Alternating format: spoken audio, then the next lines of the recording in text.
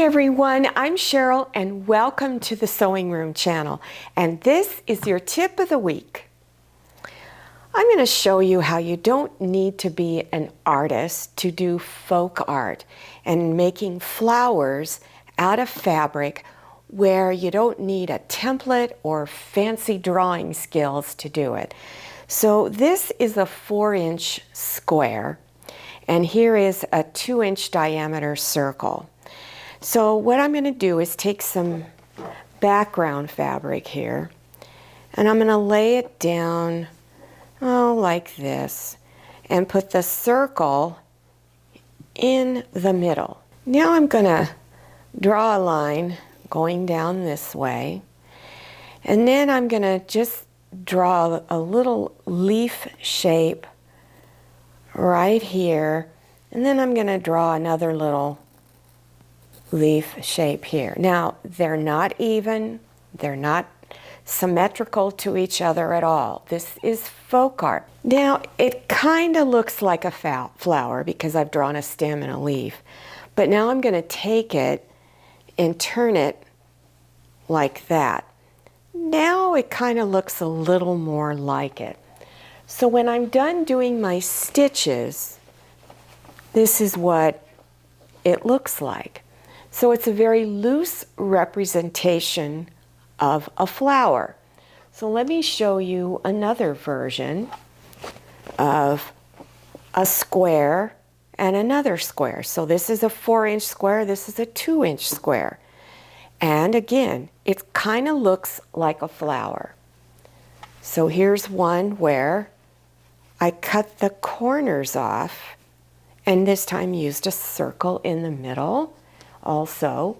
And then now you can also use a circle within a circle. You can also just use templates if you want. Here's one where I used an heart template, but I really didn't like the way it looked. So what I did was I drew a lopsided heart. Then what you can do is take some of your decorative stitching and do a row of stitching below it to look like it's coming out of a garden. If you've never done applique before, there's a process that you go through to adhere your fabric to your background fabric. And I use a product called Lite EZ-Steam II. It's double-sided. You don't have to use this brand. You can use any fusible product to keep your fabric against the background fabric. And then when you're done putting that onto your background fabric, you do any decorative stitch pattern on the drawings and on the fabric. So when you draw your leaves, I chose to draw a wider, to stitch a wider stitch and then a narrower stitch on the leaves. So let me give you an example of what all this can look like in a quilt. So as you look over this quilt, you'll see that I just took squares and kind of cut sections out of it to give it the shape that it has. Then I just drew my own hearts.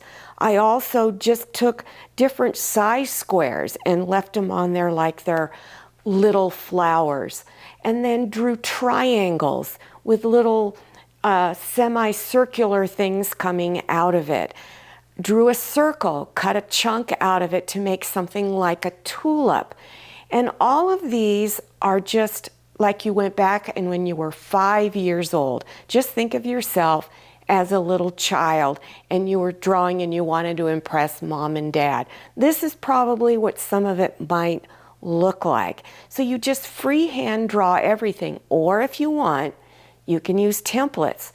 All of these squares were put together with the Quilt as you go method. So if you're interested in learning how to do this, how to just freehand draw and put something like this together, I'll have a link below your YouTube screen that you can click on to take you to this quilt. So you don't even have to do all of the different patterns on here. You can just pick one, your favorite one, use different fabric on all of them, and then stitch the squares together. Or select just 2 patterns. Make multiple of those using different fabrics. So you don't necessarily have to do all of these. Here is a blouse pattern I bought a while back, and I'm going to show you how to do this sleeve. It's got a little bit of gathering on each side of the sleeve. It doesn't have any gathering in this part of the blouse. So I'm going to show you the technique that is used for doing this type of seam. If you're interested in getting this pattern, it's called New Look, and the number is N6708. For each sleeve, there are 2 sections. And this is where the gathering is. It shows to do 2 rows of gathering along this edge of each of your pieces for each sleeve. The reason why there's 2 rows is that if you just did 1, the fabric will be really difficult to pin down on the other piece of fabric. By doing 2 rows, it helps to stabilize it and keep it a little flatter so that you can adhere it to your other piece of fabric. On your pattern sheet will be these little circles. Now they didn't come out so well, it's really light, but it's right in here. You're going to do those 2 rows of stitching between 2 circle dots. So you go from this one all the way up towards the neckline to do this one.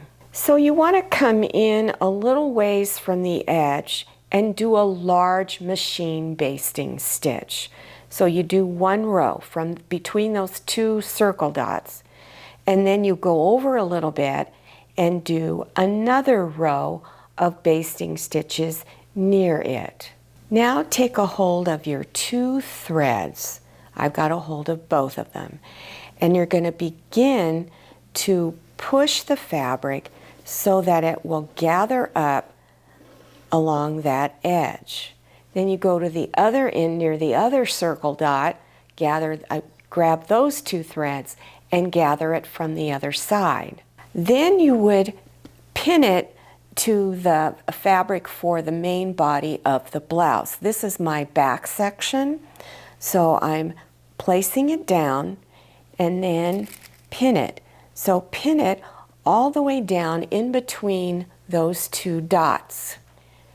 Now, if you don't have a serger, then you can use a standard 5/8 inch wide seam, and make sure you do an overcast stitch on the raw edges of your fabric so it doesn't come apart. So you do an overcast stitch on the raw edges and a 5/8 inch wide seam. I did not use that. I used my serger. So I just serged all the way down across there, down into the armpit area. And when you're done, this is what it looks like. So here's the main body of the blouse, and here is the sleeve area. So you would do that on each side of the sleeve for both sleeves. Well, I hope you enjoyed this tip of the week and that you learned something new. Now make sure you check out the links to that quilt project. If you want to know more about applique, it's a great way to get started. Also, if you're interested in learning more tips for sewing clothing, watch some of my clothing tutorials. I will have links listed below your YouTube screen for that also. Now, don't forget to follow me on Instagram and make sure you check out my Facebook page. Thank you so much for watching. I'll see you next time, and happy sewing. If you like the Sewing Room channel, one of the best ways to show your support is to subscribe by clicking on that red subscribe button and give this video a thumbs up. And don't forget to click on share to share this video with your friends. And make sure you click on the bell so you receive notifications for all my new videos. I'm Cheryl, this is Manny, and this is Scotty. See you next time.